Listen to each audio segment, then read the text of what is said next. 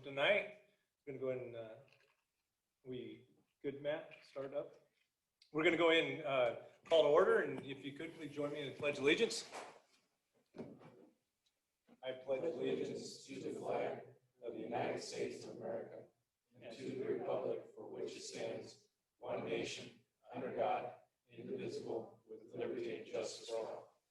All right, thank you. We have a few counselors missing tonight. I'll just check and see if they're online or. They are not online, and just as a reminder, I would like to remind everybody to speak as much into their microphones as possible. We've got 2 different people tuning in from home tonight, and they can't hear us if you can't hear yourself on the speaker above you. Okay, thank you. And Counselor Harms is sick, but he's planning on Joining in. Okay. I'll let you know when he jumps on. All right, changes in addition to the agenda. Any changes to the agenda? I do have one I'd like to ask council, but go ahead, Sheena. Oh, yeah, no, I didn't see those, but those are page 12 and 14. I think I read, yeah. Okay. With that, I'd like to see if we could, we have a couple people out here and online as well, of potentially moving the public comment to right after consent agenda. If that's okay to council, I'd like to make that agenda move. Okay, so we'll move public comment forward here to right after the consent agenda. With that, then are we good with current? And we'll go ahead and do the consent agenda. I move for the adoption of the consent agenda as presented, or as presented. As presented. All right, got a second? As amended, I believe. As amended. Oh, we amended. Okay, as amended. Second. Second. All in favor, signify by aye. Aye. All opposed, same sign. Passes. All right, so we have an opportunity for a public comment. And right, we do have a few people online, correct? So we'll let anyone in the audience have the opportunity to approach and have public comment. Come on up, Barbara.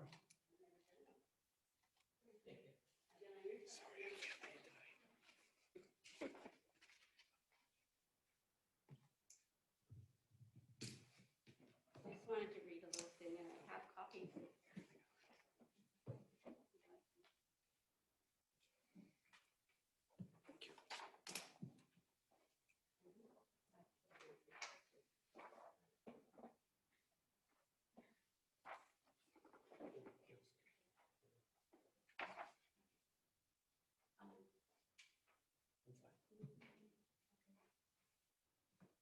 Just make sure to use that microphone so folks don't hear you. Okay, I'll try.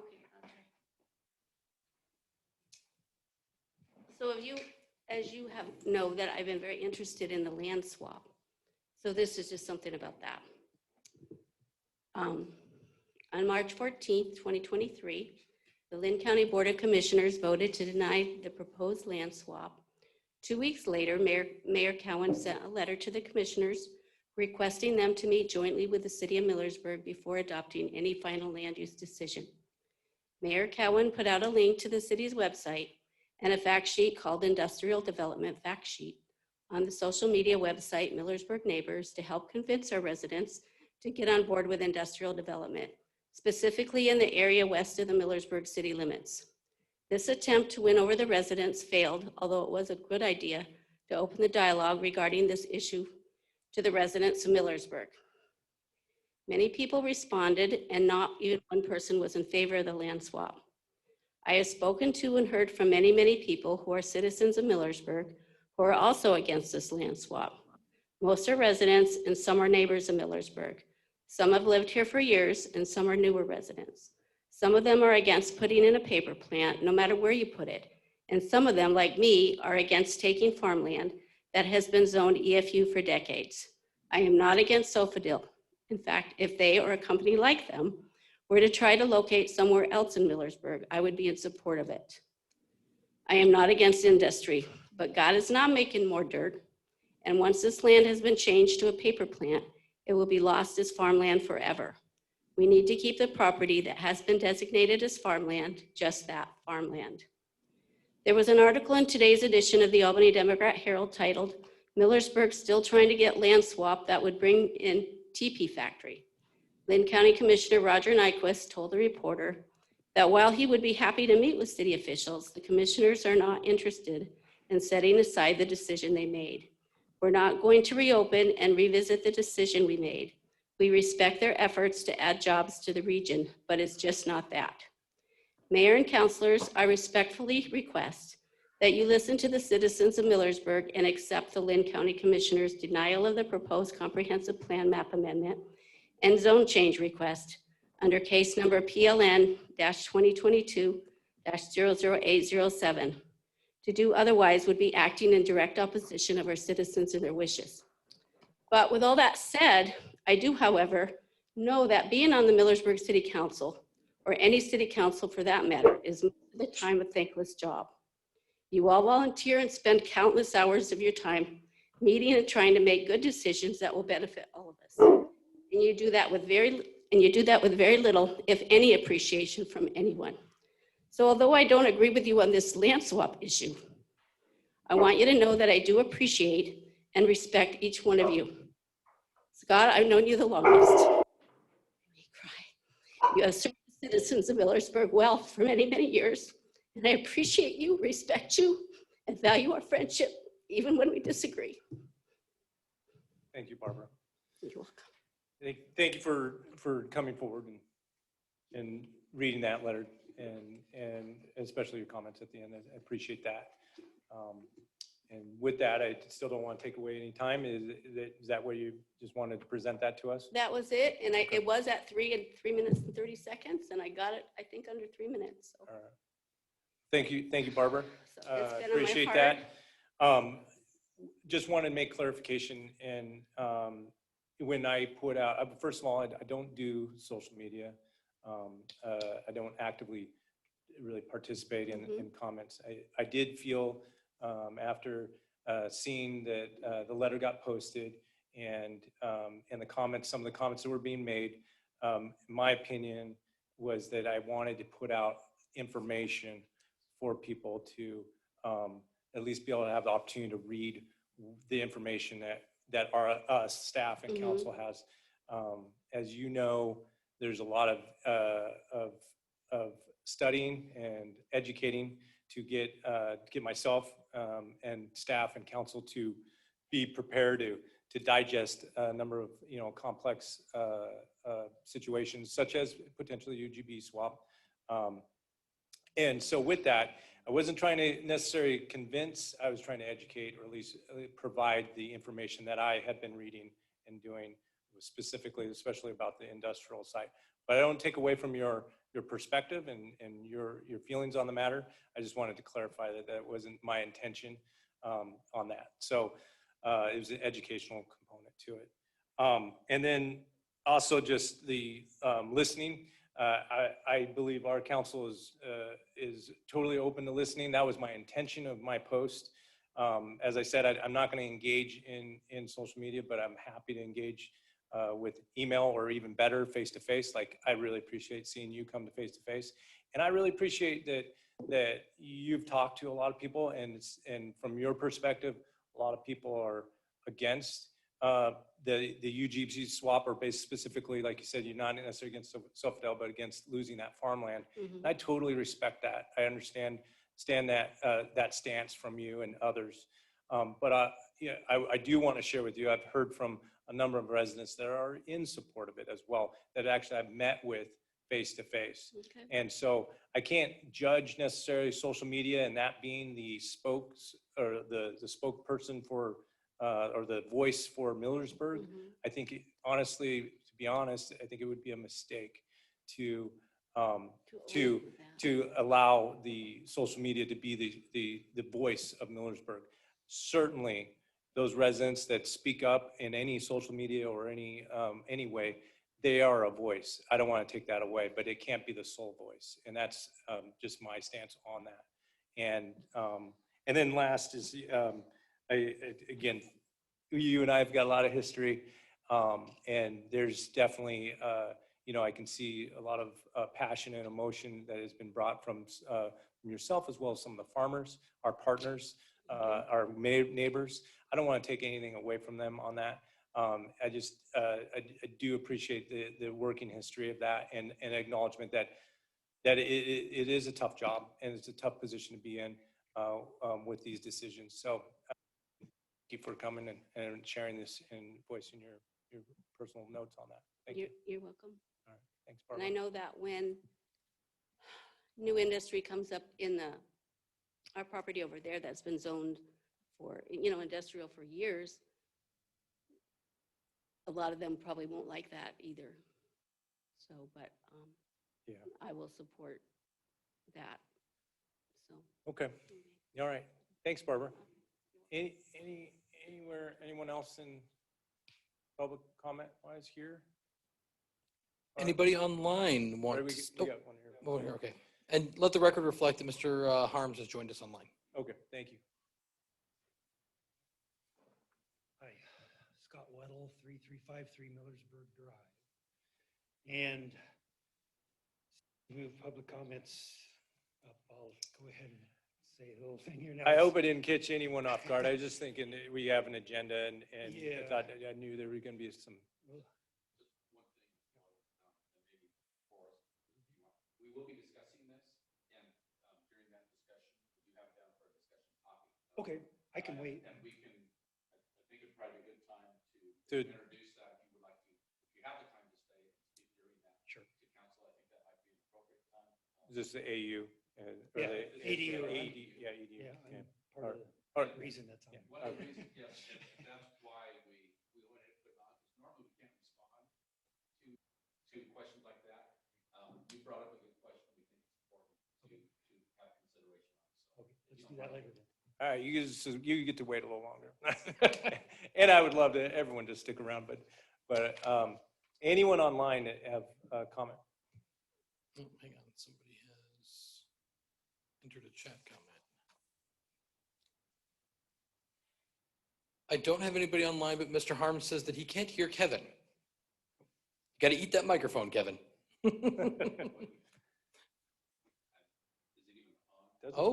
sound like it's coming It through. was moved from Dave's position, so you may have to turn it back. I don't have any of the other microphones muted, so it should be active. We've got another extra mic here. Mine died, so, but I'm not hearing it. That wasn't. All right, we'll change out do a little. Hello? Yeah. Yeah, this one's really hot. Okay, All right. we have another microphone going over to Kevin. Thanks, Dave, for letting us know. Okay, and no one else for public comment? Nobody else online has Okay. indicated they wish to speak. All right, great. Then moving on to guest presentation, Lynn County Sheriff's Office. We have the sheriff.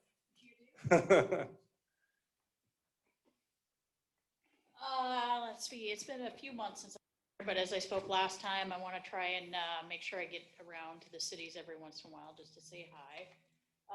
Give some updates of what's going on at the sheriff's office. Just to let you know, we did have some glitches on our computer system. We were able to print the report, but I wasn't able to dive into some of the calls like I normally would. I do know one in particular of note that may have piqued your guys' interest was on the April 18th, a kid was struck by a car while riding his bicycle, sustained minor injuries. My understanding is the parent of that child actually works for us and admitted his child was fully in the wrong. It sounds like maybe there had been some grumbling about, something needs to be done about the traffic on those streets, but this was not, the vehicle was not at fault. We've also put the radar trailer around multiple places in Millersburg, and I believe much of that data has been shared with you, and there's not a whole lot of really egregious areas for speeding. I know particularly in the neighborhoods, we often get complaints. I myself drive probably 18 miles an hour in those neighborhoods just because I know there's so many kids, which is actually well under the speed limit. So And I think most people probably do. So when you see somebody going 27, 28 miles per hour, it seems a lot faster than it should be. At least just that's been my experience in driving around some of these neighborhoods here in Millersburg is most people go probably slower than what they actually are legally obligated to. We did have a robbery this last weekend at Love's Truck Stop, and there was about a dozen calls in this report from April at Love's as well. A lot of those were very minor calls, some of them a little bit more concerning, but the robbery, basically somebody came in with a hammer and threatened the staff, employees there with the hammer if they didn't give them money. Multiple people, I think both patrons and the staff kind of tried to take care of them themselves as they were calling police. We were in the area within a few minutes and just weren't able to find him right away. He then made his way into Albany, where he attempted another robbery and was at that time, because at that time, we had both cops from Lynn County and Albany, since it's so close, looking for him. He was taken into custody and on the charges here for the Love's Truck Stop, and we anticipate more charges from Albany Police Department. So Oh, good. So we just finished our budget hearings last week for the county, and they went well. I can tell you from conversing with sheriffs across the state, that's not the case in every county. There's some counties that are actually looking at potential layoffs. They're even with the shortages that they currently have. There's some that are, trying to basically keep huge budget cuts out. I would say in my experience in the last few years in being upper management with our county, we tend to be pretty fiscally responsible and make sure we don't get ourselves into a hole that we can't dig ourselves out of. And that was very apparent. All the departments and offices were, weren't asking for, outrageous things. It was, I think, as you guys all know, it's mostly trying to just deal with the inflation that we're all seeing. For us, for example, last 2 years, a patrol car has increased in price for at $10,000 a car, and that's if we can get the car. We've had the last, I think, 2 or 3 years now, we've had to roll over money in our budget because we simply, every time we order a car, they're like, yeah, you're not getting it this year, so try again next year.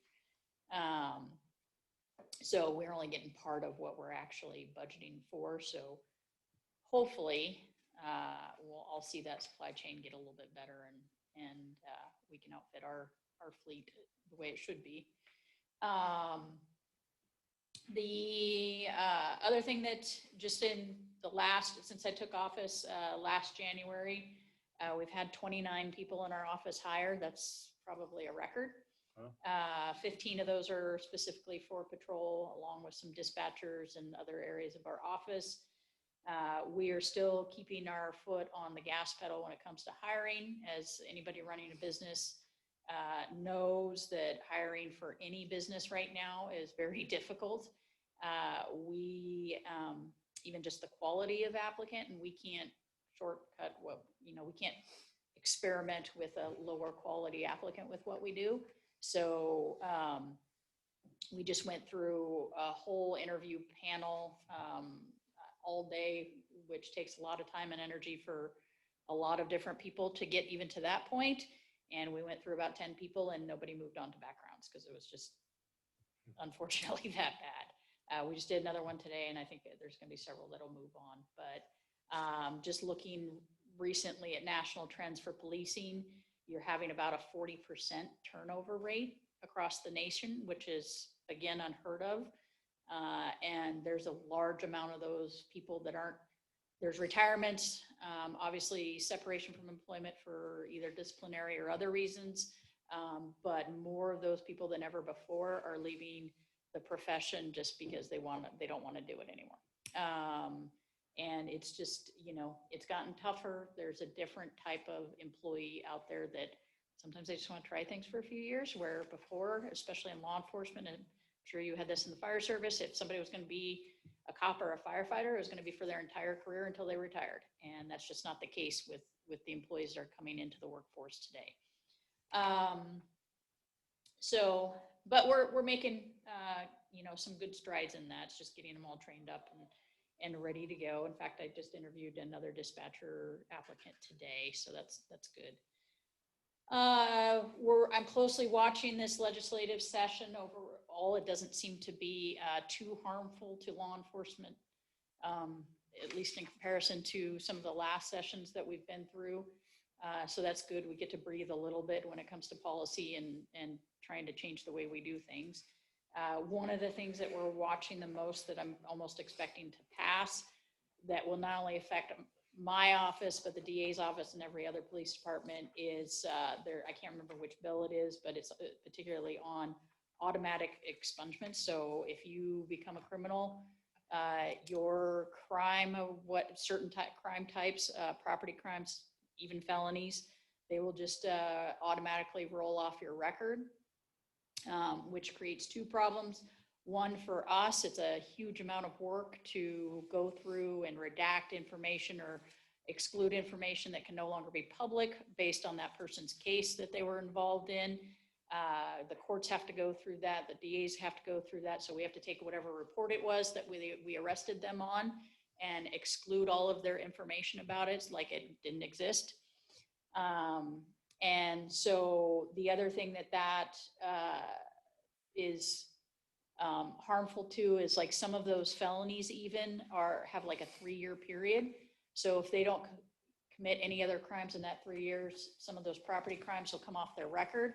So if they commit another crime in 4 years, that now doesn't play into what they have for sentencing guidelines and grids of whether they go to prison or not. So on one hand, they want tighter gun control, which looks for felonies. And on the other hand, they want to remove these felonies.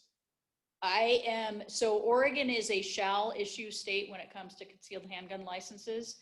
I have had to issue them because I don't have any way not to. I wish I did. To people that when I was working narcotics, we were working. And that had, a double-digit like conviction cycle. And now they got it all expunged and they're good to go. So it's very frustrating. Yeah. Thank you for hanging in there.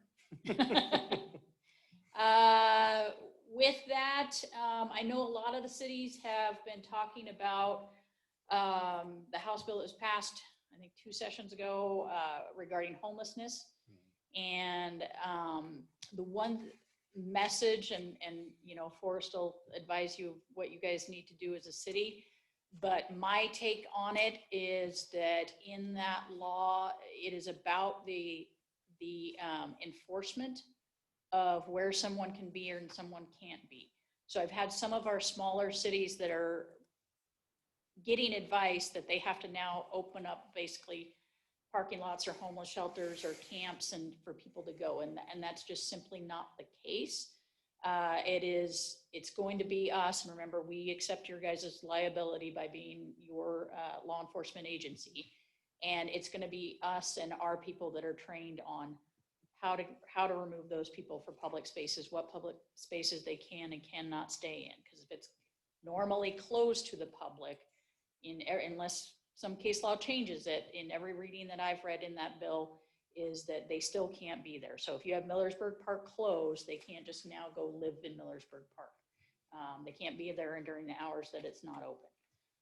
So, we are definitely working with our deputies in the right way to enforce it so that we don't get our office in trouble.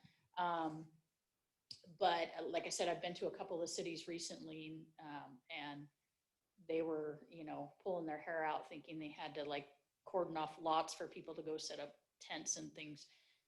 And just remember that the liability actually is more on my agency. So Well, thanks for a little bit, the clarification, still a little, hopefully it's a big one. Silver lining Was in it that. House Bill 3115? 3115, yes.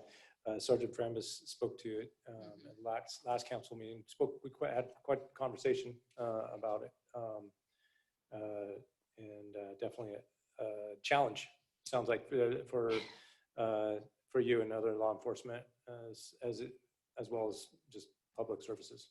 It is, when I was a captain a couple of years ago, when this was first coming about, I actually worked with our county council on writing our county code to help incorporate that. But there's a lot of things then in there about whether it's inclement weather, whether it's not inclement weather, in that bill that I don't believe, in talking to our DA, Doug Martini, he doesn't believe either, that this is just a carte blanche, you can camp wherever you want to. It just makes a few more challenges for us to kind of get to the same end. And we're willing to do that. I mean, that's unfortunately sometimes the way of law enforcement is, what I could do yesterday, I have to do 2 more things to get there today. And it's just, I just have to try and keep our people to remember that they can still get there. This isn't that we can't do our job anymore. It's just we have to take a couple more steps to get there. All right. Well, thank you. I will echo the difficulties of vehicles. The fire service has taken 2.5 years to just get a vehicle ordered and just get the chassis in some ways. So it's been a challenge for sure. I did speak to or I had correspondence through email with the homeowner near the accident with the child that was involved, MVC, and provided some additional information to them about what was found with the investigation, as well as the 2 traffic studies that took place that staff did. Well, you guys provided, and it was able to provide that. Haven't heard back from them, so I think maybe that individual is satisfied with that information. Good. So hopefully streets stay slow, and again, appreciate the information. Anything else from Sheriff Duncan?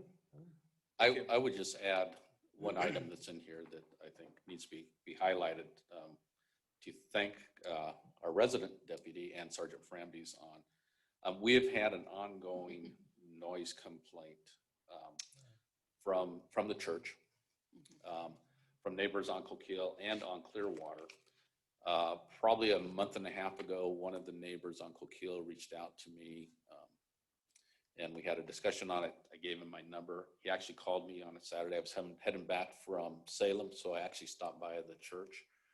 The noise had stopped, but I was able to make contact with them. And the individual on Coquille also attends a local church and is one of their sound technicians. And he offered to work with them to help address the issues. It was primarily due to their worship times and stuff, and the music. And it wasn't so much an loud audible music, but it was the bass. And it took quite a bit, and you will see that there was a citation actually issued for the noise disturbance.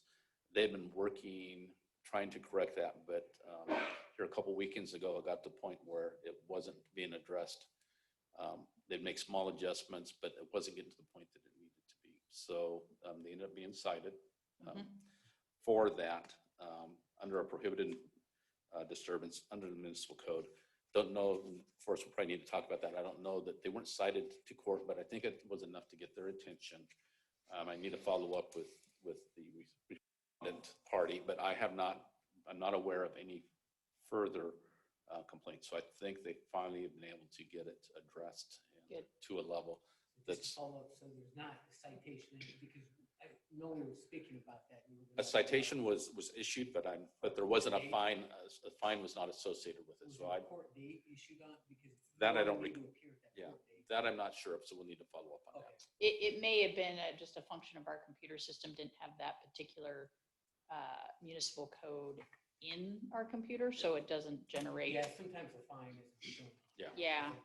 It's, So I think the deputy, because when I talked to the deputy, purposely didn't put a fine amount on it. So, and I think the biggest thing that we were looking for was getting a change in the behavior, and I think we have done that. it's been over a year-long process. Yeah, if I it's been a remember right. process long coming. So, and I know, and I just went blank on her name, our resident deputy, Piper Engler.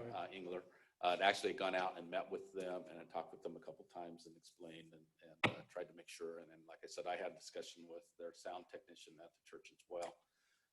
But I believe we finally have it resolved. But So I need to follow up with the neighbors in that area to confirm that.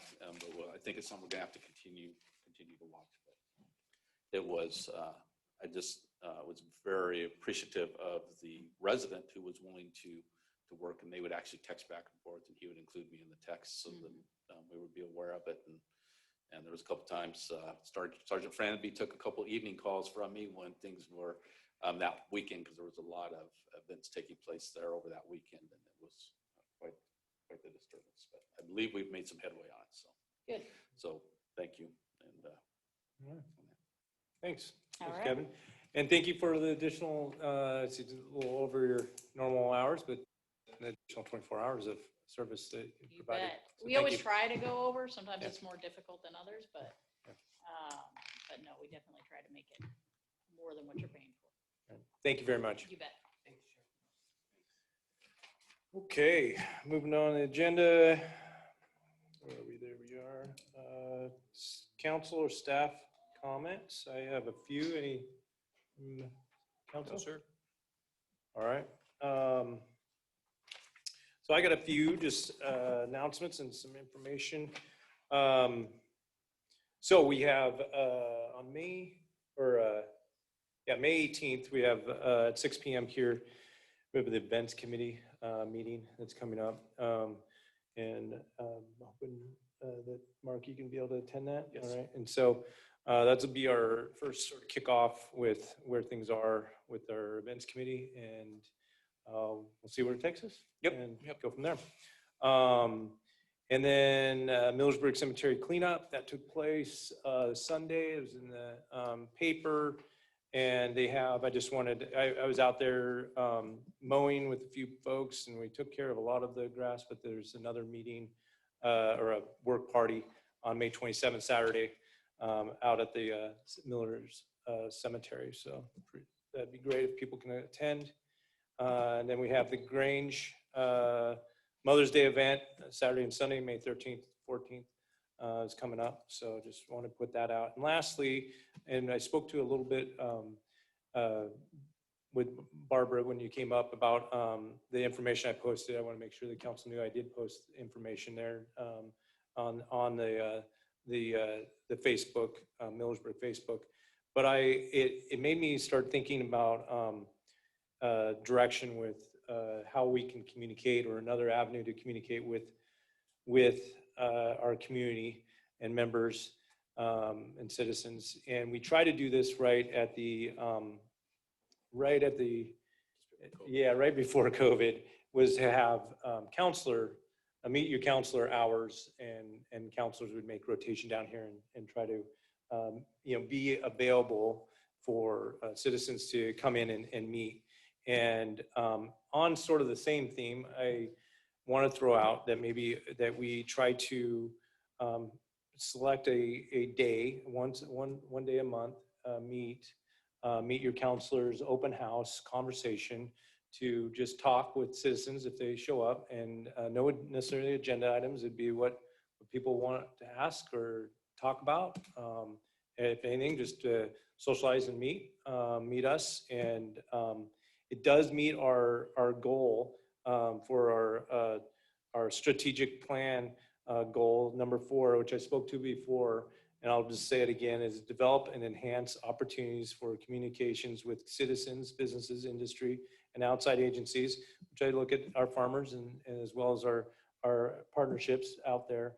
And could be an avenue to open that avenue, just another way to meet and communicate and talk with our citizens. So I don't know if that's something you'd like to participate in. I would like to at least see how that goes. I think we'll know right away if it's well received. And if it's not, then it'll be just us looking at each other. But my hope would be that citizens would come down and ask questions that they have, and have that FaceTime and that dialogue. And so if I'm seeing nods that council's in favor of something like that, I will work with staff potentially to throw out some dates or something. So no formality, just an open house. At least that's my that's an good. idea. Good. And we'd leave it. It's 1 hour. Okay. This is again my just spitballing here his thoughts. It would be 1 hour. We do it on a weekday at 5:30 to 6:30, again, is a thought, or potentially maybe we do it on a Saturday. And I don't know what the best way to catch our citizens and our Probably should community try members, but we a could do, weekday and yeah, then try a both and weekend, yeah. see what sticks. So staff it would be a demand on our staff because they would need to be here to help with that. But I think it's important that we, really visit this goal just in times of questions that are out there from citizens. And we fairly new council still here, and I think it's a great opportunity to have that opportunity for citizens to meet us and talk. So that's my thought. And as a comment, Kevin? I was just going to say, when we did this previously, what it was at the time, it was two at a time. And I guess I would ask Forrest and probably Alan for other. I don't know, you could probably do it. It'd have to be agendized if all 5 were here, and you'd have to make sure that it's clear that it's just You can have it as as an open house. That could have all 5. The previous one was, we used, the mayor wanted to attend each of them, so it was scheduled with the mayor and a counselor. So we'd actually set up, at that point, we had established a year-long schedule, so that the mayor was going to attend each of them, and then the 5 counselors, so it just kind of rotated through. But that was our previous mayor who was retired and had the time to spend that time. I should say of probably the first, before it was shut down by COVID, I think maybe we had in those meetings, maybe a couple people at each one show up. Wasn't big, but that doesn't mean that it wasn't useful time and worth it. So I think it's good to look at, and like we said, we were just starting it when COVID hit and then kind of shut it down. So not kind of, it did. Well, good. Yeah, Mike. Yeah, Scott, I think it's a good idea. And actually, I've been thinking about comments, and Barbara and anyone else who's come to speak tonight or just being here, period. I do want to give people more opportunity to come, and I thank you guys for coming, because I know that's one thing that I've been torn on with people, where we hear about it afterwards. But if people don't come to tell us how they feel about what we're planning on or what we're thinking about doing, we're guessing.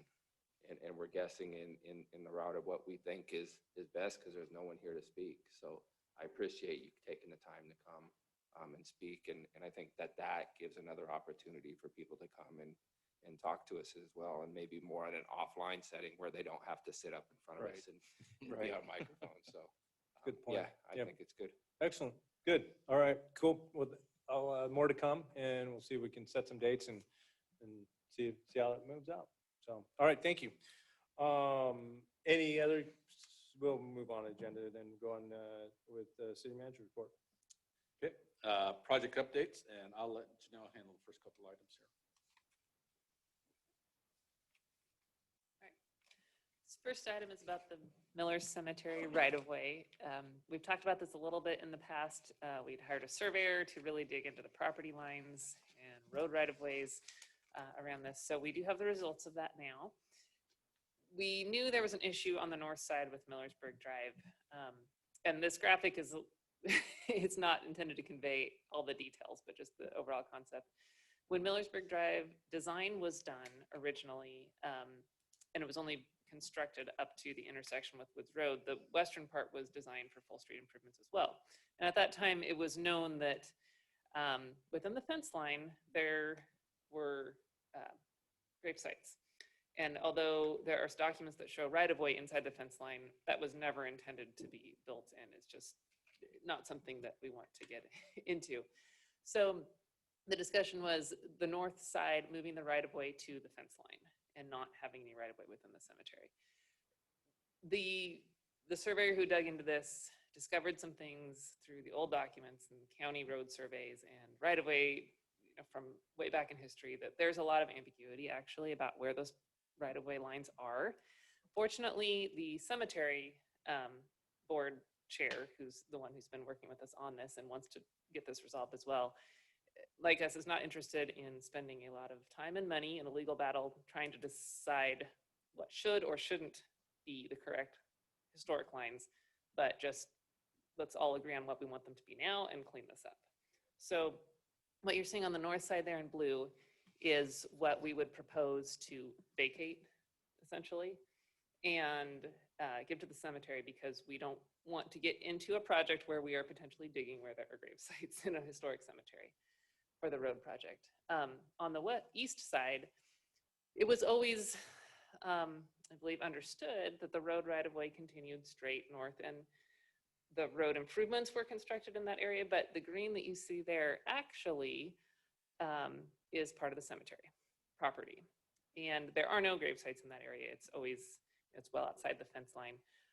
But there, even when the subdivisions were done and they did their surveys, nobody caught this. This is something that took a lot of digging to discover. In the process of discovering that, it also discovered that the right-of-way actually jogs at the cemetery. And so the orange that you see on the east side of the road is actually road right-of-way. But it's in people's backyards, and it was, when the subdivision plat was done, the city wasn't aware of this, developer wasn't aware of it, their surveyor wasn't aware of it.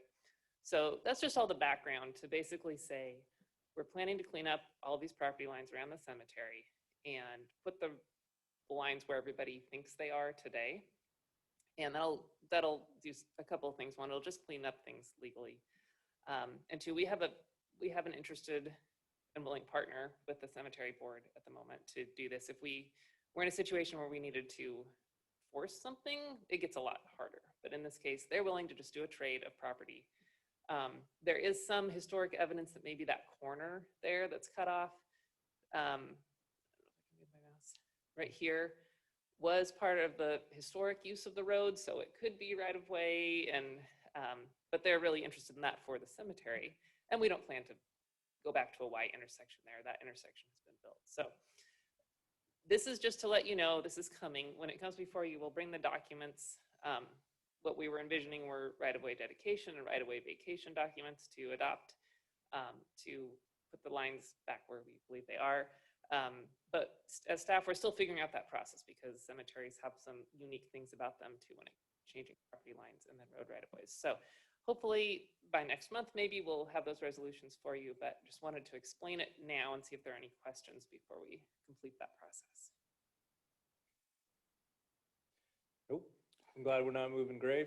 And yeah, Tim was, he talked to me about this Sunday, and yeah, he's happy to be able to work this out. Get this resolved. I just want to clarify for anyone that's in the audience or those that may be watching or watch this later, that our intent is not to take the property that's shown as right away on the west side, that we're going to move that to where their property lines are currently shown and known to be, we'll correct that.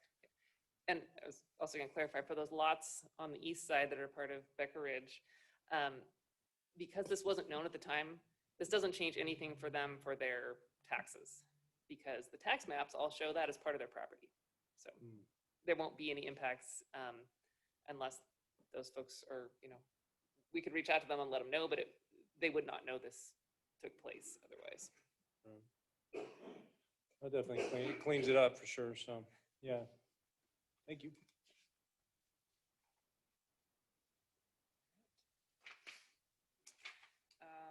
Second item is just wanted to make you aware that we did apply for wanted to make you aware that we did apply for a sewer feasibility study grant. It's an industrial lands technical assistant grant through Business Oregon. So these were open for a window of time. It's a one-time grant program that's been funded for industrial lands readiness. And we applied for that grant in April. Of course, if we get awarded, we'll bring it back to you to accept it. It'll be to study the capacity needs for conveyance of our sewer system to support the anticipated industrial development south of Concert Road. So we talked about before, I believe here, that our ATI lift station has an upper limit constraint on how much it can convey to the treatment plant. Because of the site constraints, it can only be upgraded so much, and the force main can only be made so much bigger or take so much more flow before we need to upsize it, and it's a really challenging area. So we really need to do a study to say, what are our options? What other route and pumping stations could be feasible to use for our long-term needs to get to the treatment plant. And although this is being framed as for the industrial development, and it is, that is the need right now, this is also for the long-term benefit of the city as a whole, because as the city grows, there will be a time when that lift station is no longer sufficient, and almost all the wastewater flow from the city passes through that lift station right now. All of the residential area does. So we'll find out by July 31st if we get the grant. And ideally, it'd be nice to remove that lift station from that area if it was possible at some point. It's probably not likely, but to get at least the main portion of that out of that area, because there's restrictions getting onto ATI's property. That's in an area where there's classified work that takes place. So there's a lot of, not just anyone can go in there. So that creates additional challenges. And it was upgraded a few years ago because it was really at its capacity then. And we can replace pumps, get a little more capacity out of them. But with the needs that we see coming at us right now, that will only take us, so long, and then we'll be out of capacity again. But because of its location and where ATI's sewer ties in and a couple of the other industries, we'll need to keep that in service in some way, but we could divert the rest of the city flow away. Thanks for going after the grant and keeping your eye out for that, and hopefully we can get it. If we don't get that one, there is another one that doesn't have a time frame associated with it we can apply for anytime. So we'll probably pursue that one next if we don't get this one. Cool picture. Did you want to do this one? Okay, RISUS update. As you recall, probably almost a year ago now, we were approved for a RISUS, a regionally significant industrial site program through the state that essentially allows us to execute agreements with industry coming in that a portion of their income tax that comes back can be used for site readiness activity, be reimbursed for site readiness activity. After we have been approved, we've had some initial discussions with ATI and Linn County that have vacant industrial properties as well. Initially, they weren't interested in having their properties added, but after we were approved and they learned more, they decided that, hey, we would really like to maybe be included in it. So after discussions with the state, we were allowed to modify our approved application to include properties in Linn County and ATI. And we just received notification from the state that our revised and updated application's been approved as of May 3rd. And we'll be working on executing an agreement with Business Oregon.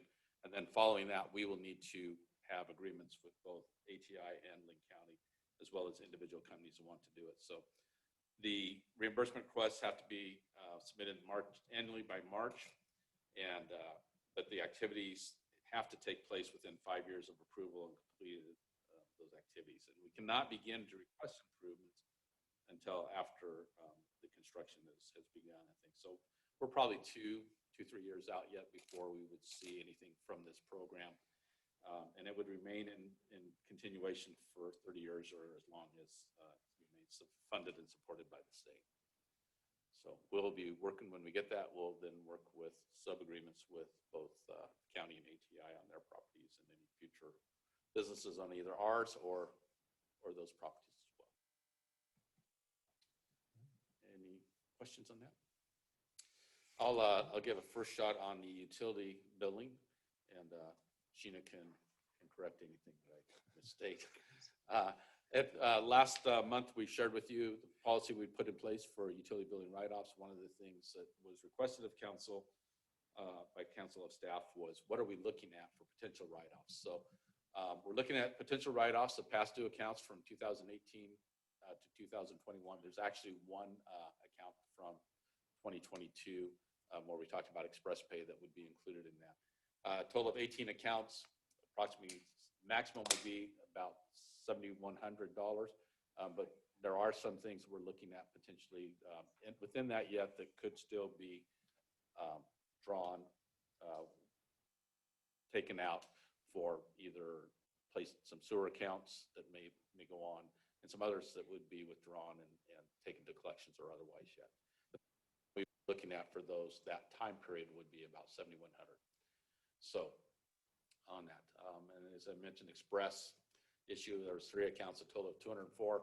And what we found, we since has been corrected, they found that on the express bill pay accounts, the accounts were not always showing us. They showed that there was a 0 balance when in fact there was a month left yet on it. So when we looked at some of those initially for final, we thought that they were cleared. It wasn't. Staff had identified that issue. It's been corrected. So those 3 that were missed is we will likely just write off. That was an error on our part. Most likely. There may be some with that. Sheena, anything you wanted to add? Yeah, just in case you're wondering, because Mike asked, the numbers on the screen are a little different than what was in your packet, because when we were re-reviewing it to put the presentation together, we found a couple little discrepancies. So they're in the same ballpark, and they're close to the same. I think the idea being that we're still What the max pursuing could some be, of them. We're still pursuing collection on a few of the accounts.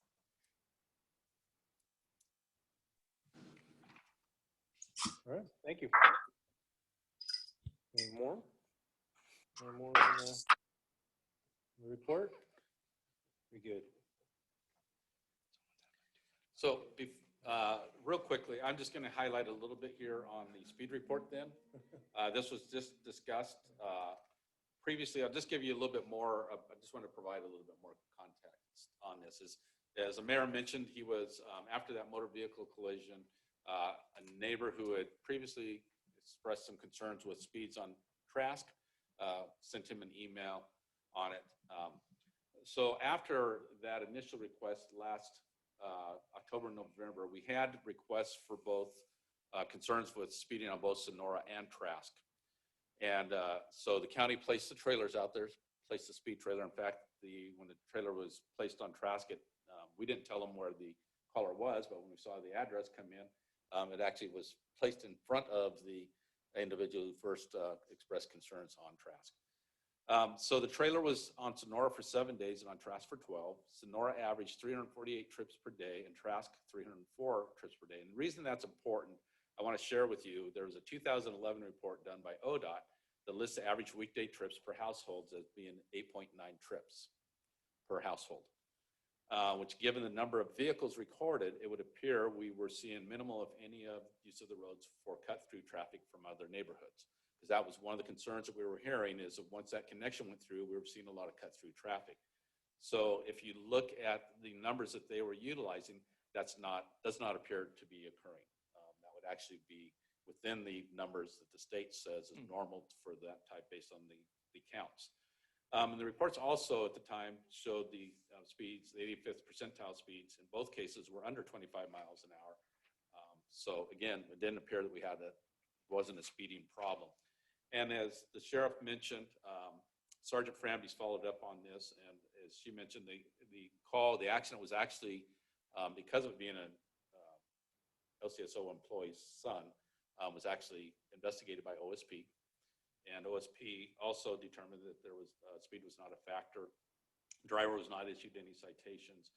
And Sergeant Framby's actually followed up with the detective since he lives there and just asked him, what's your experience? Do because we do see quite a bit, we've received a number of comments about concern of speed in that area.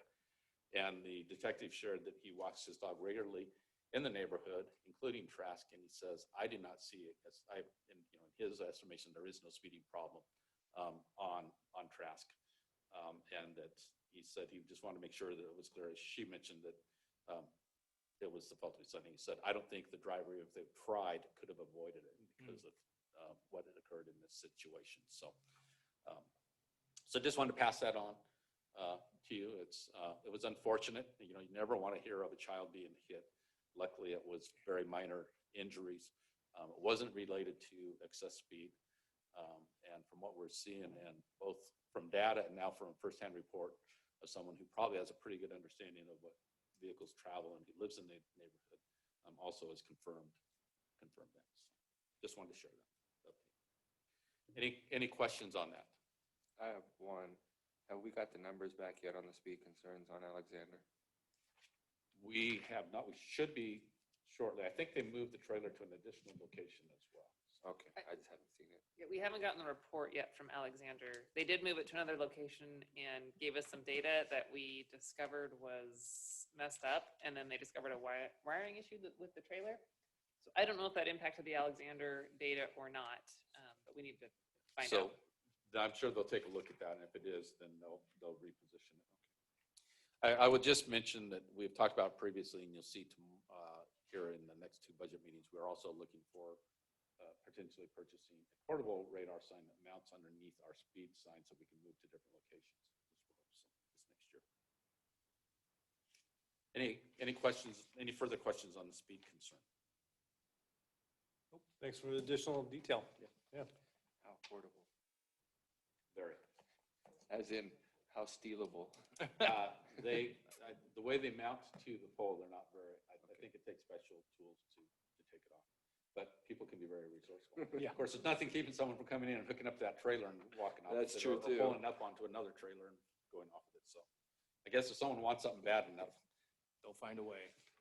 I will tell you though, the one that we're looking at has the ability to send the signal out so we can track where it's at. And it shows us its location and stuff. So if it were to be stolen, they probably wouldn't have the ability to shut it off, and we should be able to track it.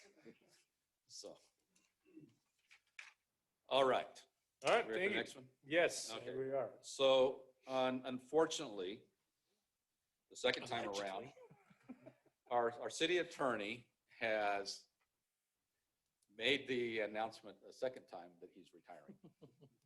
So he initially notified us in December that he was looking at retiring in July. And so we began looking at that and having some discussions. And after thinking about it for a few weeks, he says, I don't think I'm ready yet. And then this spring, he made the mistake of sitting with his financial advisor. His financial advisor said, why are you still working? So, yeah. So Forrest has made us aware that he is retiring at the end of July, at the end of June. July 1st, Forrest is going to ride off into the sunset. Although we know he's told us he'll still be available to answer questions. He just won't give us legal opinions, and he's willing to help with the transition. So when Forrest first made us aware of that, you may recall, I think Forrest shared that we did a lot of early on, even probably a year ago, we started giving consideration to who may be available in the area to replace, because Forrest knew that he was going to be looking. And we just really wasn't anyone in the immediate area, in the Albany area, that Albany Corvallis area, that really either has that could possibly do the job. Those that have the knowledge and stuff are already committed and to other cities and stuff. So as we were working, we've worked a lot with Southfield Griggs here the last couple of years with assistance from them. And this last year, we'd worked quite a bit with Alan. And we had asked him, hey, do you know of anyone? He says, I may. And Alan Sorum then responded to us and said, hey, I'd be interested in doing this. We've had an excellent experience with him. I think council would probably agree with that.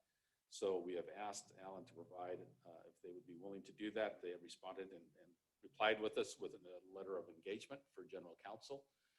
One of the benefits is they represent a number of areas. So where we've had to go to them for areas that Forrest wasn't comfortable with, that we've gone with Safefield Griggs over the last few years, we would have that under our capabilities. So our charter places the hiring of the city manager, of the city attorney, under the city manager with concurrence of the council. So what I would like to ask of council is if you're in agreement for me to enter into an engagement letter for general counsel services with Southfield Griggs, with Alan Sorum being our primary city attorney of record.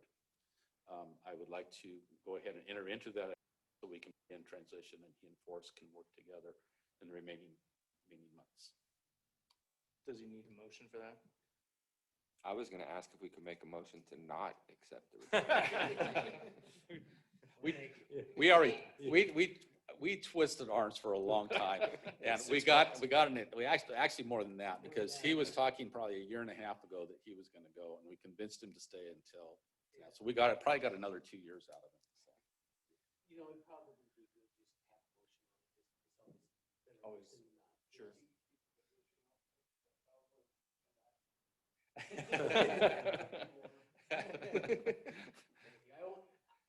These folks will be much happier with that. Because they're knowledgeable about this stuff. I mean, it's getting very complicated, this position. So he comes with a huge amount of resources. How many attorneys do you have in your firm? Probably 25 or so? More than 25. 25, and all you do is really civil work. Really, yeah, so, yeah, Alan, come on. I can also say that he's one of the attorneys we most fear going up against. So it's nice that we get him on our side so he can't come against us. That's one of the ways that I was introduced to him a number of years ago when he was on the opposing side. Oh, yeah. I'll tell you, Alan, that's one of the reasons why I really sought you out to have you come and help us as my special assistant, is when I interacted with you, you're very professional. Thank you. You were much more knowledgeable on all this land use stuff than I will ever be. And you did a lot of it over me. You helped me, you educated me, even though we were on opposing sides, we really worked together. So I just said, that's a great professional person, and I would really like you to help us with the city. You've been working with us for a couple of years. Yeah. You're available, and I think you will represent the city very well. So, yeah. Can you tell us a little bit about you and your firm? Absolutely. So thank you, Forrest. Is Mike picking me up? I believe so. Okay. Yeah. So Alan Sorum, my office is 250 Church Street, Southeast Salem, Oregon. And our firm is Sawfeld Griggs PC. We've been in the Willamette Valley almost 90 years now. And we're headquartered in downtown Salem. We have an office in Bend. We now have about 30 attorneys. We do all sorts of kind of civil litigation, business law, estate planning, employment law, corporate taxation. We serve as special counsel to a number of municipal and quasi-municipal organizations. I first had my experiences with Millersburg in helping Amadec with some of their initial real estate matters. And I'm not the first attorney from my firm to work with the city. Paul Sundemeyer is a longtime attorney in Oregon, really well respected in the condemnation area. He has previously represented the city along with my partner, Jennifer Paul. So as Forrest suggested, yes, we've been engaged as special counsel, primarily focusing on real estate and land use work. And so while before stepping down, the idea is we still need someone to be the primary contact person to act in the capacity of the city attorney, but the engagement is really with the firm. And so while I'll be the primary contact person, if we have employment matters, I'll be working with some of the employment partners that I have. If we have construction contracts to review, I've got attorneys that specialize in construction.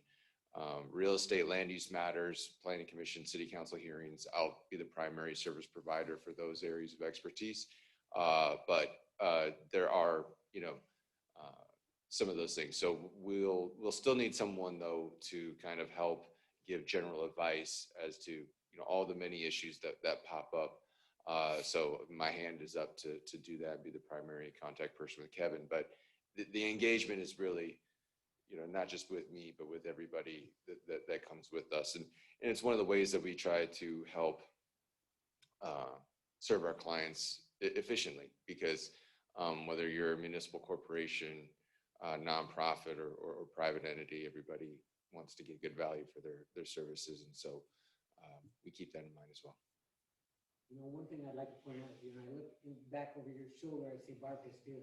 Barb was here at the origins of the city, and I began working with her probably in 91 or 92 when I was appearing here just as the pro tem city attorney for a while. And I think I probably came in 93 or 94 full time. But what I appreciate about the proposal that he's providing us is kind of the situation you've had with me. And it goes all the way back with Barb. If you folks do not like me, you're not hiring me, or you're not hiring Alan or his firm on for another year or 2 years, and he could just sit back and not do anything, or hire me for a year or 2 years. That's not the way I work, and I'm glad to see it's not the way he's working. He is, if you folks are dissatisfied, the same way it was with me for over 30 years, you just tell me and say, hey, Forrest, we don't want you here anymore, out the door. And then I go. for whether there's for cause or not, just do it because I want to provide a good service for you folks, as well as he does too. And so that's a good thing. There are certain employment contracts where you're going to stick around here, for a year or two, no matter whether we provide good service to us or not. I think it can be applauded for not requiring the city to do something like that. And I appreciate that because it keeps you on your toes. It does. Yeah, it does. And, thankfully, we have a lot of good clients. And so I don't have to work with clients I don't enjoy working with. And I've really enjoyed working with the city council and the executive team. So that goes both ways. And I feel it's a really good fit both for myself and others that come with it. And I have every expectation for this to continue for years. But as Forrest said, it doesn't have to. It's a service contract. So if the city manager says Alan, isn't a good fit anymore, we need to go another way. There's no firing. It's not an employment situation. It's just a service contract. Alan? Thank you. And Any questions from council? No. I would move that the council allow the city manager to execute the contract. Second. okay, got a second. Did Dave have any? I'm watching. He's not sending a text or unmuting. Okay. Silence is consent, I suppose. Well, we'll go ahead and take a vote or to show that approval. All in favor, signify by aye. Aye. All opposed, same sign. And see if Dave got in there. All right, motion passes. Welcome, Alan. Welcome, Appreciate Alan. it. Thank you And very much. Forrest, I just got to say, with your departure, I just appreciate your service, dedication to the citizens of Millersburg, your passion, your ability to communicate and clearly represent us as a small city. You've always been there for us, and I can't thank you enough. I've had number of years being on council with you as our attorney, and I wish you luck and well-traveled ways of vacations and everything else that goes with that, and good luck with all that. So again, appreciate all that. Thank you. I really enjoyed working with everybody here. Thanks. I've enjoyed working. You folks have just been like family. When I started out here with Bar, was just a couple of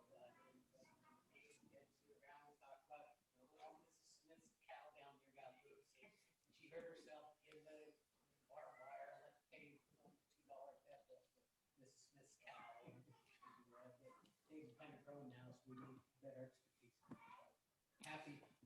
I will remind everyone though that he is not off the hook yet. He's still here to June 30th, so Yeah. working. July 1. working- We got you to June 30th. There you go. And Was we there a will- year attached to that? Yeah, Thank you. and we will, I would imagine council would like to have a time to recognize. Yes. So we'll, No, we'll look you at folks have done setting that enough recognition. You recognize me every month when you give me my check. Thank you. I appreciate that. My family thinks that. Dave voted yes, by the way. Let the record reflect that. Thanks, Forrest. Appreciate it. Move. Oh, Barbara, go ahead.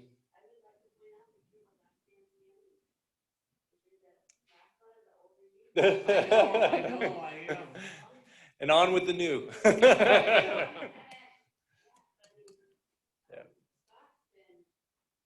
Yeah, now it's up to Scott. The new last man. There you go.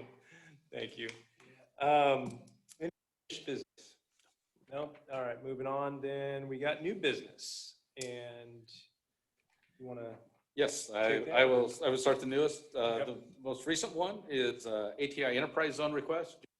Is here as well, and if you should have any questions. ATI has made us aware that they are investing in another estimated 82 million in new equipment and facility modifications to double out one of their products. I believe this is going to be over the next 5 years. Significant investment. As you may recall, we just approved another enterprise zone extent a year ago for approximately 40 million as well. So There are over 120 million in new investments there, which is great to see. They will have an exemption to the employees because of the dollar amount that it is. And again, the regular exemption is for 3 years. But they've asked for the extension, and this would also include a clawback to the city of $2.61 for emergency services once that enterprise zone goes into effect and they start seeing the exemption for those dollars. John is here if you have any questions, or John, if you wanted to add anything on it. Nice to see them investing in the facility. Yeah. And we've, as I mentioned, we've had a number, we've had some conversations. There are a couple of resolutions here that would need to be approved for that action. I just have a quick question for John, because I don't know, I didn't hear back as to what you found out answer on the 800. It is, the correct number is there. Is 800, okay. Thank you. All right, any further from council before we move forward? That was correct, John, right? 800? Okay. 800. I did not correct that, though. I didn't realize that you had put 880, so we do need to No, I revise. did not put 880. I It's- left it at 800. It reads 880 It full-time reads 880. employees. So we do need to correct that. My concern was under the, let me see, under the resolution 23-05. Right. Okay, and then at the bottom, under now therefore, number 2. Does say, Enterprise zones maintained at or above 800. So those are different numbers. Yes. So the 880 is correct above and the 800 is correct below. right? Yes, Right? that's correct. Okay, so. Yes. So we're good. So we're good to go. So the 800 is the floor. They agree to keep 800. Right. Should Okay. be very. Okay, so I don't think it, Yeah, there is no need. So- okay, We're correct. Okay, thank you. Okay. Yep, yep. Ready to entertain a motion on that? You want to kick it off? I can do that. Okay. I move to adopt resolution 2023-04 and 2023-05 as presented. Second. Okay, second, we good with doing both at the same time? All right, I'm in agreement with that. Is Dave still on? Dave is still on. I'm watching. He's found the raise hand icon, but I haven't seen it come up yet. All right. Well, we got But you haven't called for a vote yet. we so got a that's second, why. and we'll take a vote. All in favor, signify by aye. Aye. All opposed, same sign. And see if Dave's good. And remind Dave, he can unmute and he can, and Well, if he He's losing unmutes, his I voice. hear him, but If not he- you guys. if he still has his voice. You got a yes or a no? He is not here because he actually lost his voice and is, Well, the motions are passing, but we'll want to get clarification for that, Sheena, just to verify the motions. Okay, I did vote yes. that's good, ATI. Thank you for expanding, and thanks, John. Appreciate that. Thanks, John. John, Alan, John, you two will be talking. Yeah, Quite a bit. Okay, good. All right, moving on, appointment? yes, we do have a planning commission appointment.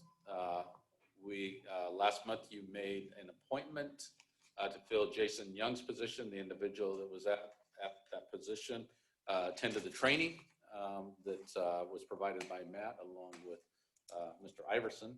But before the first meeting, he actually resigned. So we brought in Alex Patterson, had also had an application in, and so that application is before you.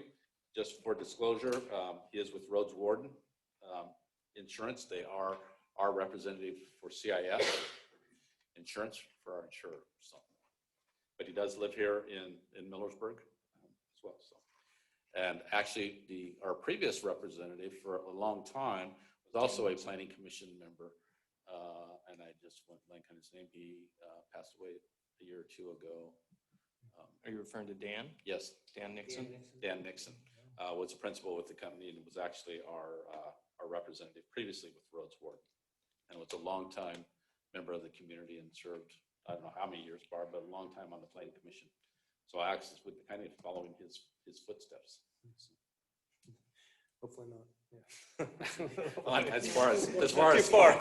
serving on the planning commission. Yeah. Any comments from the council? Looks like we have an applicant and we have a need.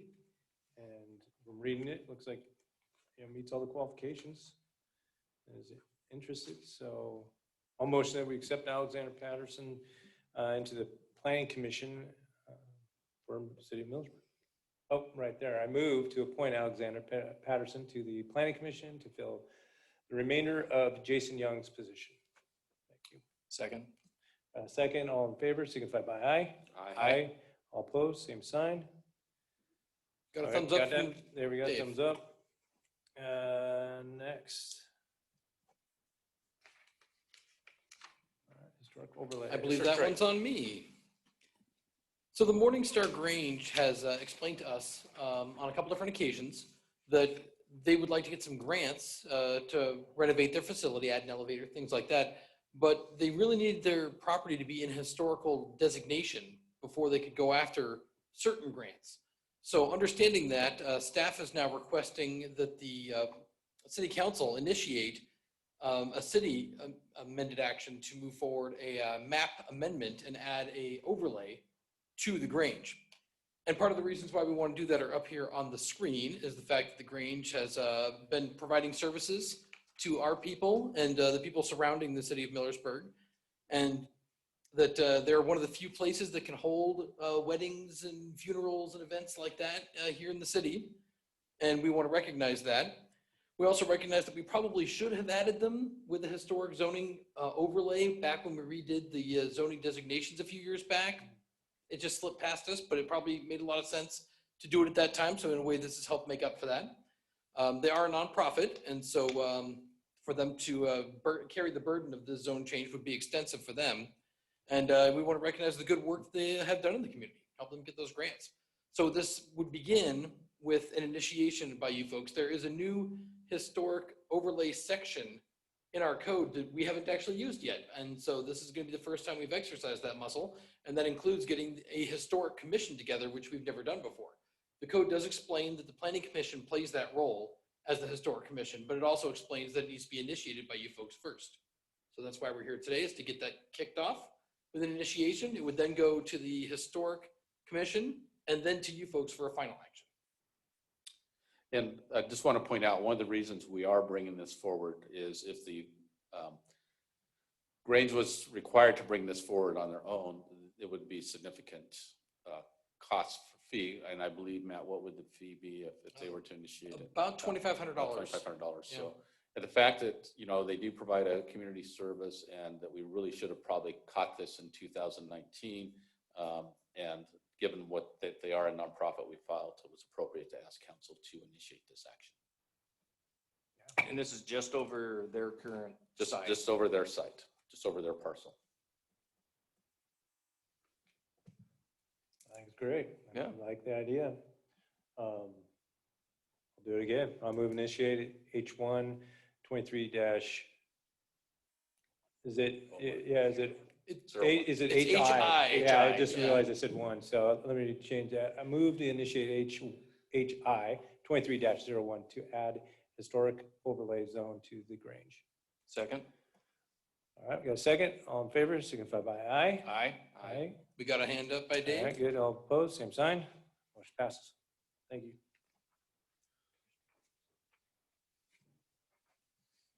All right, what's next?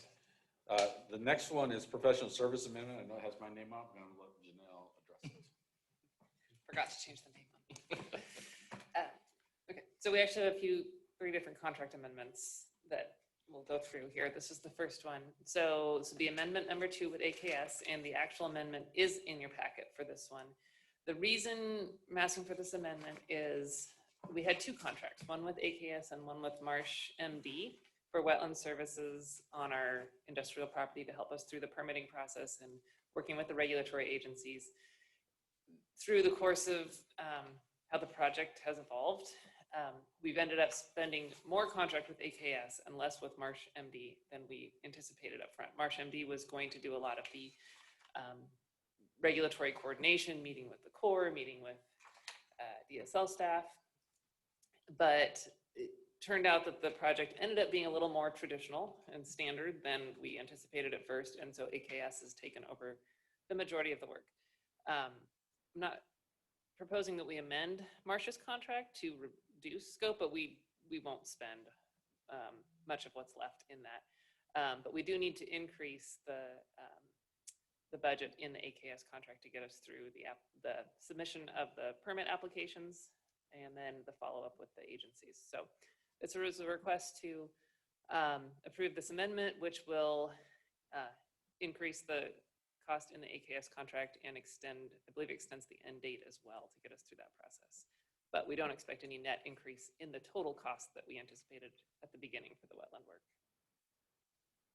Any questions? What happens if MD Marsh or Marsh MD comes back and there are expenses and we move these funds over to the? We haven't taken them out of Marcia's contract and put them in AKS's. We're just not anticipating spending all of that.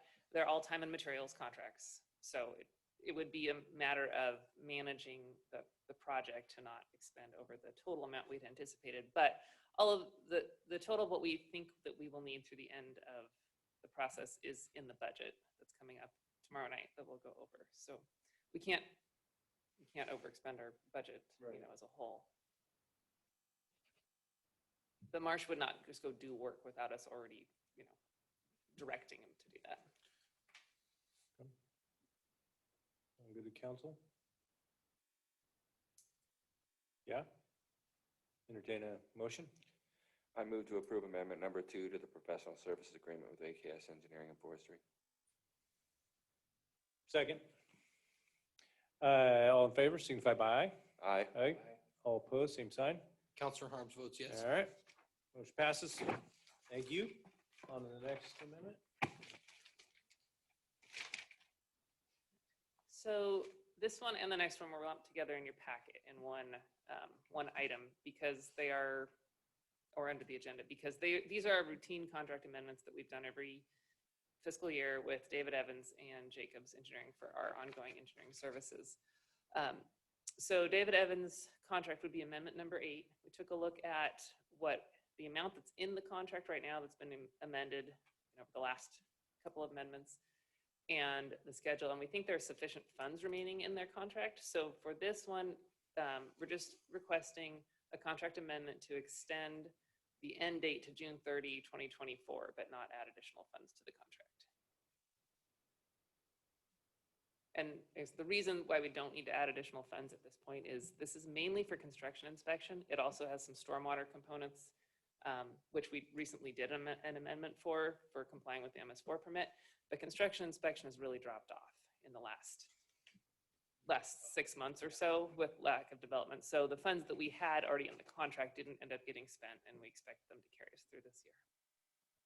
I move to approve contract amendment number 8 to the David Evans contract for professional services, extending the end date to June 30th, 2024. I was going to say, I actually have a question on this one, and actually the next one that you haven't covered yet. I'll go ahead and second that, and then let's enter into conversation. Okay. All right. So I'm just curious, when was the original contract awarded? And the reason I ask is, are we not, at what point do we need to recompete this contract instead of continually extending it? Because at some point, I'm assuming we will have to meet public contracting law and advertise this and compete it and not keep extending it. So I would let Forrest and Alan comment on that, but I think part of the reason is because in both of these cases, we have a history with them in providing that service. So trying to going out and bringing others up to speed for doing those services, because they're representing the city in this case because of lack of staff. So that's why we've historically stayed with them. They usually are using a modifier that has been within the contract. So I'll let Forrest probably the best one to address. We haven't, and I would like to hear Forrest weigh in officially on this too, but we talked about it, the contracts were either originally competed for or awarded under the ORS 279 rules for direct award, where we justify the reasons for why, and the local contract review board approves those, which is the council. And then the amendments have been continuation, and each one is basically, again, local contract review board approving that those services. There's still, those reasons that they were awarded in the first place are still the reasons to continue to award the amendments. So I am not aware that there is a requirement that we recompete for these on-call contracts, but we certainly, I don't know, Forrest, do you have anything to add? That was my analysis as well. We decided not have you go out because it's kind of a unique provision that they're providing to us. It's the same service that we had originally bid for under 279. I don't know how long ago that was. David Evans was, It's been within the last 4 years, probably. it's about 4 years, David Evans. So there's no statutory requirement that I'm aware of on a timeline, as long as we're continuing with the same or similar service. And I can be okay with this one saying that because I don't see in here how much the contract's for, but the other one, the $100,000 contract, I believe that does exceed the maximum amount that you can direct award. And I might be wrong, but I'm just questioning it before we get ourselves into trouble. It is within our purchasing contract and under the state, I believe that for those services, it's underneath the amount. I would be interested, maybe this transition period would be a good time to have Alan's firm review those, if we're looking for another opinion, legal opinion on that.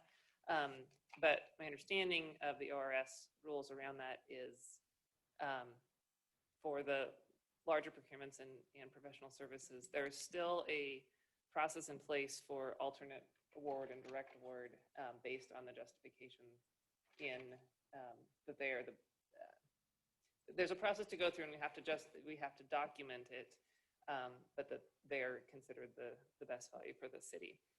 So that's what we've been going under, and that's what I agree, but I think that would be something good for Alan to start looking at, see, get reviewed, up to date, see if there's anything new we need to start working on this public contracting. Yeah, we can go ahead and get it if you need. Great. And just for going forward, it's just the process going forward, because we're doing a lot of that now. Okay, thank you. And I would be okay with it then too, if we are within rights, as long as we are still looking at, yes, when this original contract was awarded, maybe they were the only firm out there, only company out there that provided the service and meets it. But does that still hold true? Are there other smaller companies or other companies that are out there that would like to compete for something like this that could meet I don't know, it just seems like we want to be fair with it and not lock somebody in and lock someone else out. Part of the problem, I know when we were looking at it before, is with a smaller company, especially when we're in construction season and we need to have inspections. One of the things is making sure we're with a firm that's large enough that can meet the timelines that we have, because a lot of smaller firms, especially if it's just one or two, if they're in the middle of something else, they may not be able to get out on the regular basis that's needed and when inspections are needed. There was, during the height of it, with the contract with DEA, we had a staff person that was here every day. So a lot of firms cannot provide that. So that's one of them.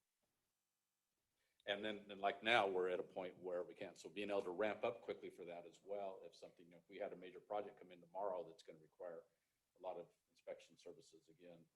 So it's that the ability to fluctuate up and down that a lot of smaller firms just can't meet because they're having to hire staff or staff. Okay. But to answer your question, I think we are all in compliance. Everything is correct as to what we're doing. But again, I haven't looked at the requirements for probably the last 18 months or so. But I know we've had these ongoing conversations. But I think that'll be good for Alan to get up to date, because he's going to be doing that, providing that information now. Very good. We'll get you on. Yeah, thank You you. agree? I don't need an opinion. I don't need it. But a good question and good dialogue, Mike, and I think that's important. And I do remember when we were evaluating it, at the time, it seemed like that was, Evans was the one that was able to provide that service, but I think things change, and I think as we look at that and make sure we're in line, and so I think this is a good topic to talk about, and let's revisit it. But we do have a motion. Did you have anything to add? No, I think this conversation extends to the next one we're going to talk about, so I'll save the other things I was going to say because they apply to that one more than this one. All right. We do have a motion. We have a second. We'll take a vote. All in favor of this motion, signify by aye. Aye. All opposed, same sign. Counselor Harms votes yes. All right, motion passes. Thank you. Move on to this last one here. CH2M. Okay, CHM Jacobs amendment, this would be number 18. This contract has been amended many times.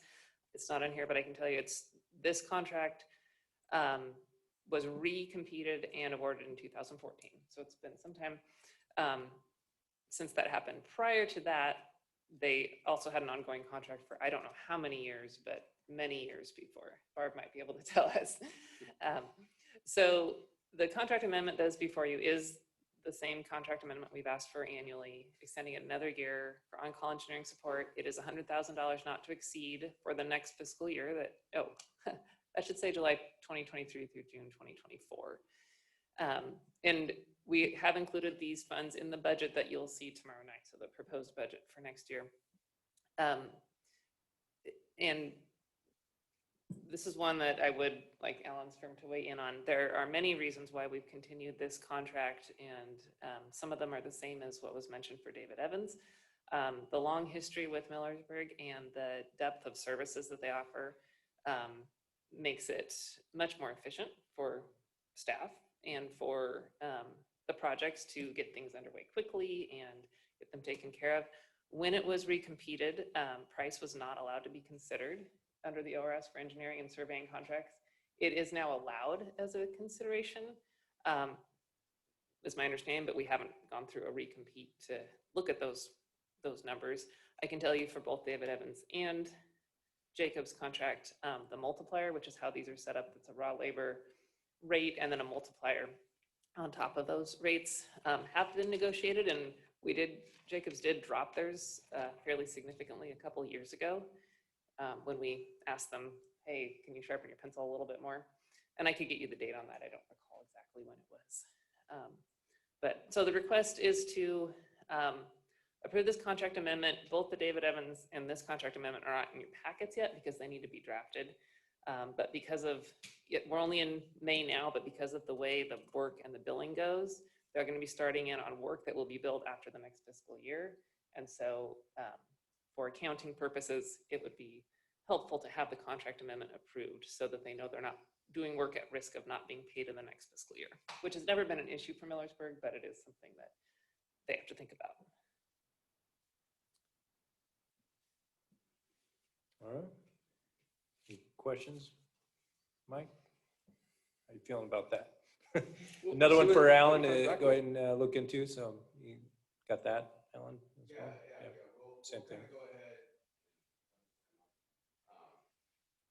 It'll just be a general question, not necessarily between each individual contract, but I think more of reviewing the applicable statutes is chapter 297B. What is the dollar value? What are the other than just the dollar value amount?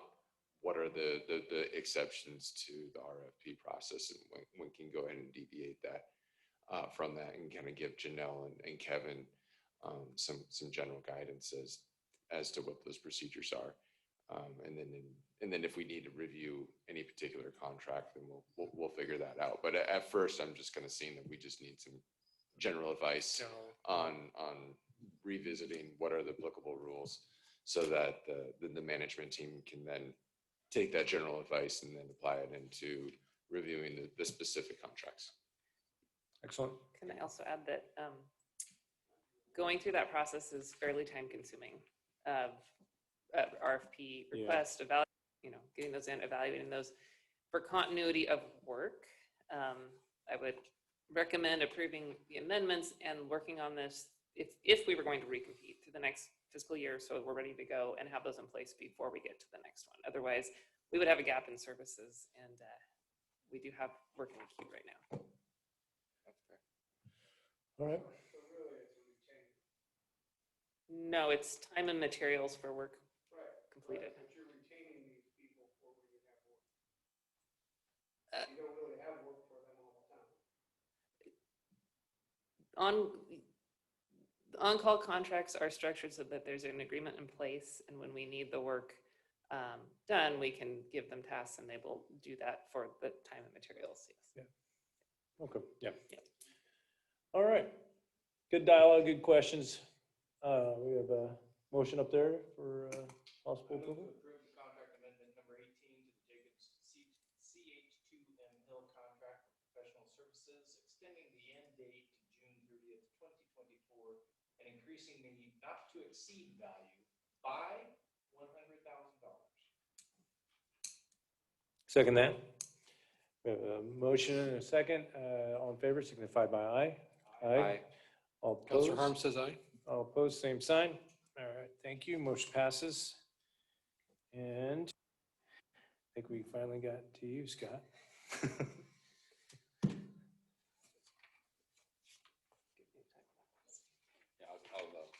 so this, as you'll see, Mr. Weddle was earlier, had been in, Scott talked with our planning department and with Matt Straight regarding an ADU. And as we were reviewing that, looking at the SDC charges for accessory dwelling units, what we currently have in place is 50% of standard system development charge, which seems excessive as we were looking at it. There was concern with that. Mr. Weddles mentioned that he would like to come in and talk with council. And we felt that it would be an appropriate discussion to have as well. And so we elected to place it on the agenda so that if you wanted to provide any direction to staff, you could do so rather than having to wait for it to come back in a secondary meeting. So that's why we decided to place this on so that it could afford Mr. Waddle to share his concerns, questions, and requests of the council, and for council to ask questions of staff, and if you so desire, to give us direction on how you'd like to see us proceed. So if you would like to entertain Mr. Weddle. Yeah, please come forward, Scott. Matt, did you have anything you wanted to add? Just real quickly, as a secondary thing, we've had a lot of folks come in with expressing desires to build an ADU, but they were turned away by the size maximum of ADUs, which in our current code is a maximum of 650 square feet. So we wanted to revisit that with the commission today as well, with the council. And we actually had Kevin make a decent suggestion there that we could make it potentially scale with the size of the lot. So it could get a little bit bigger on properties that were very large, but for somebody with a 5-acre lot to be limited to a 650 square foot ADU might not be the most appropriate. Now, of course, the state would like us to remove that altogether. A lot of cities have, because that encourages more ADU development. And that was the factor when we talked about this originally, was do we really want to be putting these rules in place to encourage them? And that was part of the discussion previously. And that's where we arrived at 650. And I think when I was on the planning commission, we discussed this extensively. Correct. And trying to avoid having 2 residences on a lot. Also correct, yep. Yep.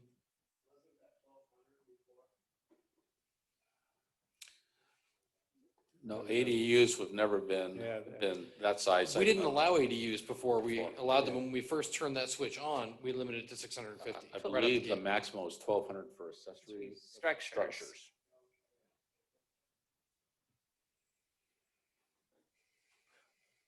Thanks for coming forward, Scott. Now we're ready to hear you. Okay. One of my points that Matt just made is the state is encouraging cities to build these structures and get these smaller units onto the city properties. In my situation, we have an existing building. So my estimated out-of-pocket costs without permits is somewhere in the neighborhood of 23 to 25,000. So when we came in and talked to Matt, he said, oh, it's 50% of a standard $20,000 SDC charge. Well, that doubles almost 50% increase on my costs out of pocket, and that just wasn't feasible. So he suggested we come before you and see what your opinions were on that. Now, you just said that the state is encouraging dropping those SDC charges altogether. So I don't know how big a step you want to make in this, but if you are looking at increasing the size of these, then maybe there is some kind of an increment we work out. And with 650 square feet, we're not looking at, a family moving in. So the burden on the system is pretty minimal. And in our particular case right now, it's on a rental property that has a 4-bedroom house on it, of which there's 2 occupants. So we're not even getting to a 4-bedroom home, use out of the property at this, where we are now, things change, but. Yeah. So $10,000, almost 11, to add to the project on this we would say, no, thank you. So. Is that what that would be 50%? Is that right? About 10 to 12,000? Yeah, when you add the cost of the permits in with the SEC charges, we're talking about, a 50% increase on what my estimated cost would be. Because we're not building a new structure. That would be a different, Whole different scenario. yeah. But we have an existing structure that we would just be Converting over. And Mac, and Mr. Wells, you can correct, but I believe it's a shop that is on the site that you're looking at converting 50% of it to. storage shop, yeah. Okay. Question? Well, I give a little history on why SDCs are what they are and what they're doing. I know we went through this not too long ago, but so system development charges were updated a few years ago, and some of you sat through that and got a lot of information, but some of you haven't had that background. So they're meant to help pay into the system for each of these areas: park, street, sewer, water, stormwater, for the infrastructure that exists today citywide that will support this development. So for example, streets, these are based on average number of trips per day for a household. Parks, average number of people per household, those sorts of things. So at the time when the SDC methodology was adopted, it was a 50%. ADUs were assigned a half an EDU, equivalent dwelling unit, for SDC charges. And that was, a lot of cities had that, but cities have made different choices too. And it's really about proportionate impacts to those utilities, those systems. So you could look at it a couple ways. Does an ADU, accessory dwelling unit, have half the impact of a single family home? Well, if you look at square footage, 650 for our current max versus what's the standard house in Millersburg, 2,500 of living space, maybe somewhere in there. That's going to be, I didn't do the math here, but I think that's about a quarter of that. Or number of people per household. I think our average is 2.66 people per household. So one person probably in an ADU, it'd be more like a third, but it's a policy decision. Those are just pieces of information to help you kind of think about the proportionate impacts. And as was mentioned, some jurisdictions in wanting to encourage density and ADUs as alternate forms of housing have dropped SDC charges entirely for ADUs. So that's just some context for thinking about the numbers. Okay.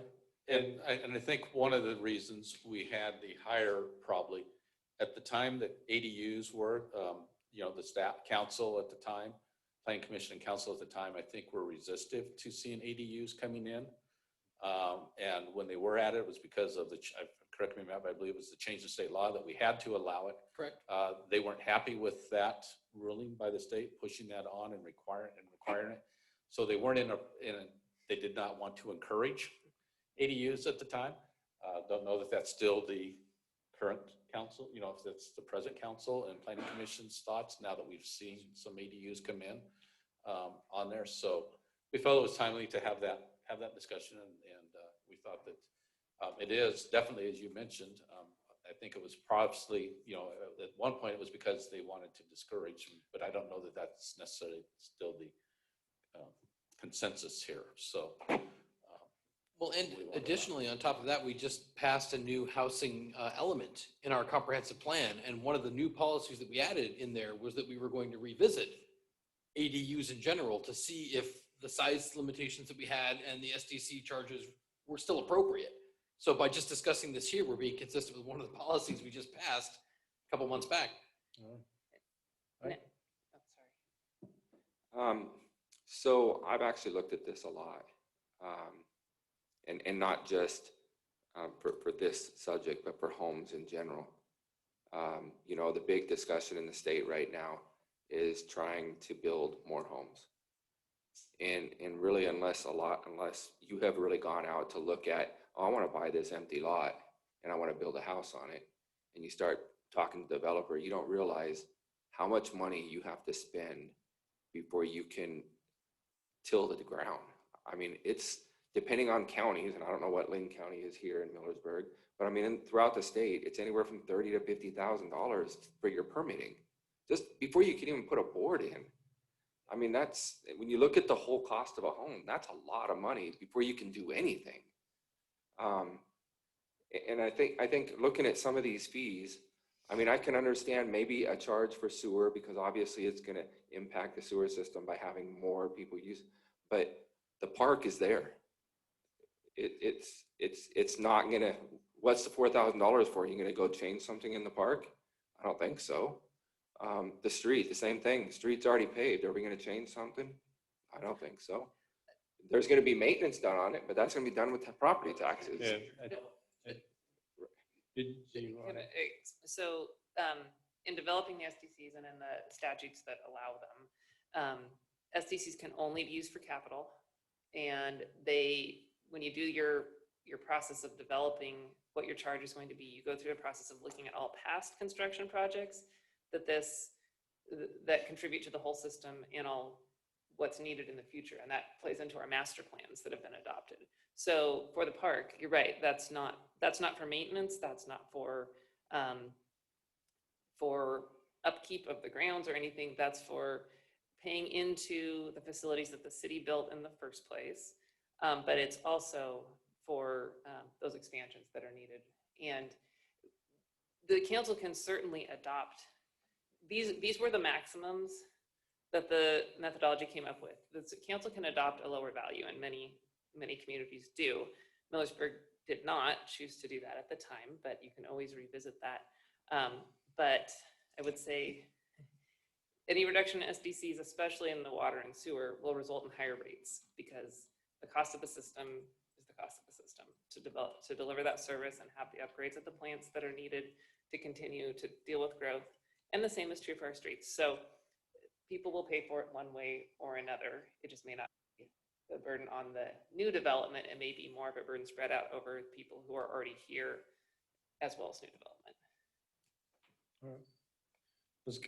Yeah, good clarification and add on as well that I got a couple questions. One,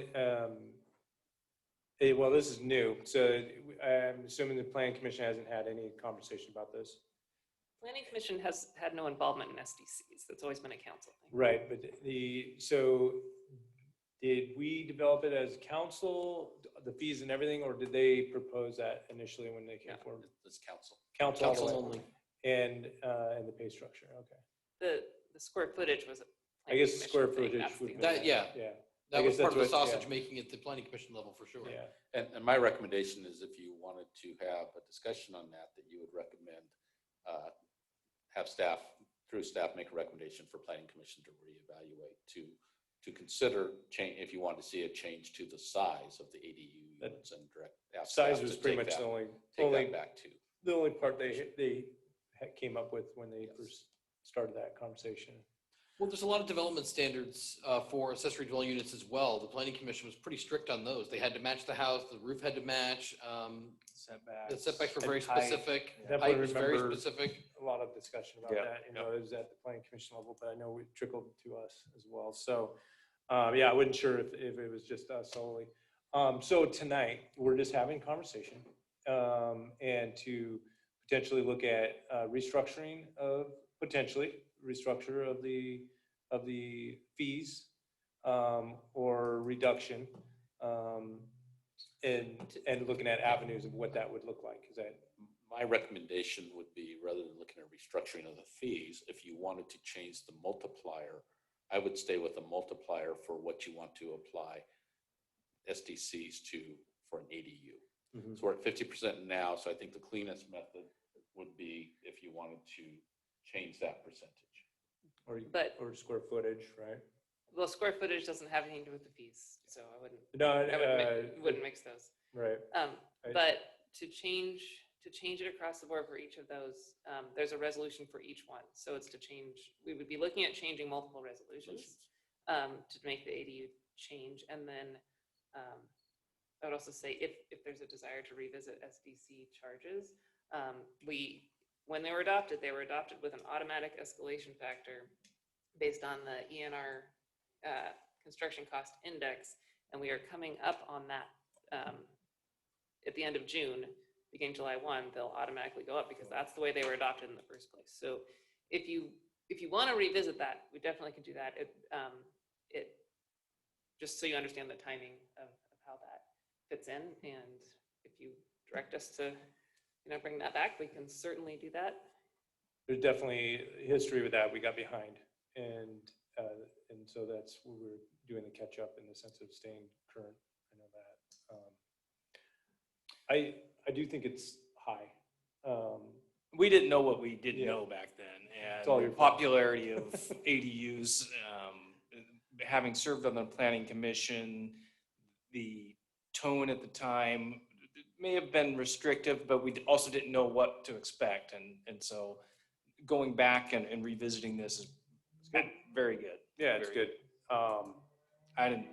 I would take the city manager's recommendation and we instruct staff to come back to us in 2 meetings with some information from the planning commission. Well, I guess the information for planning commission would be size, correct? Yes. And so that I'd like to hear their perspective on size. Fees is us, from what I'm hearing. Yep. And so it would be, I'd throw it out to, and Dave, if you're there, able to comment, do we think, just from gut check of what we're seeing right now, do we think that's high? 50%? 50% is high. Or, yeah, so a little bit of direction, a little high. So maybe we look at some, scaling of that. I know I looked into a little bit, and that's where I used the square footage. I think we talked about that a little bit, Janelle. Is it another option of looking at square footage of the house itself? Would not recommend adopting any sort of sliding scale for Okay. the SDCs. So no on the side, that's right. That would yeah, get very complicated. Okay. I But- know Oregon City does that. So.